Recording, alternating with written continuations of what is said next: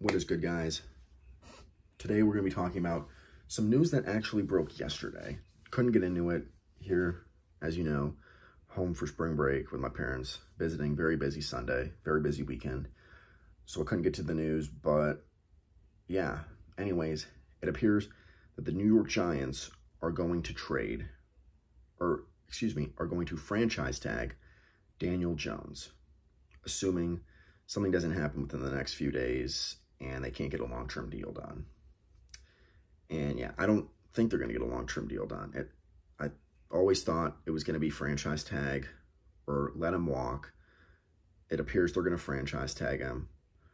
So yeah, what do I think of that? Again, it's not the move that I would make. I mean, you know what you have with Daniel Jones. What Daniel Jones showed last year, that's his ceiling. He's not going to get any better than that. I don't think.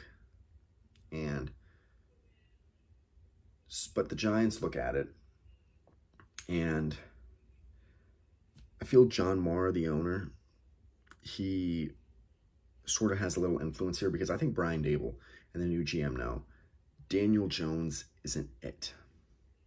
You're limited with him. There's a low ceiling. Brian Daboll eventually is going to want his own guy.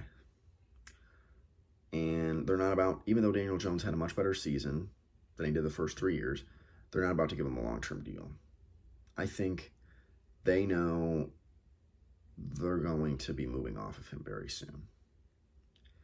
And I think Daniel Jones knows that. These two sides are headed for a divorce, folks. I mean, you know what I think of Daniel Jones. He's a backup. Good backup, but he's a backup. And, you know, unlike with the Lamar Jackson scenario, I don't think they're going to franchise tag him and then trade him, because, well, one, I don't think he has any trade market or trade value on the market. So, yeah, what do I make of this? Not something I would do. I'm just glad they're not giving him a long-term deal.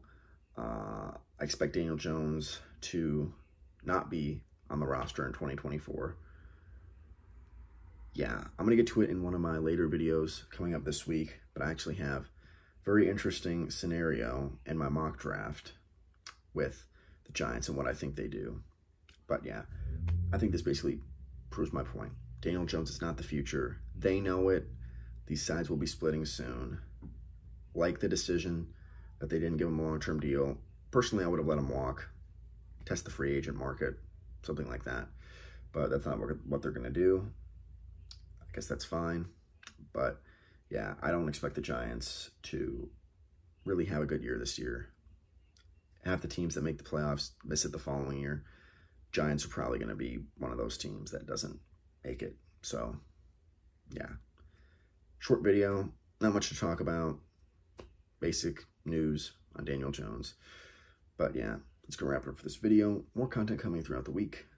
Please like, comment, and subscribe, and I will talk to you guys in the next one.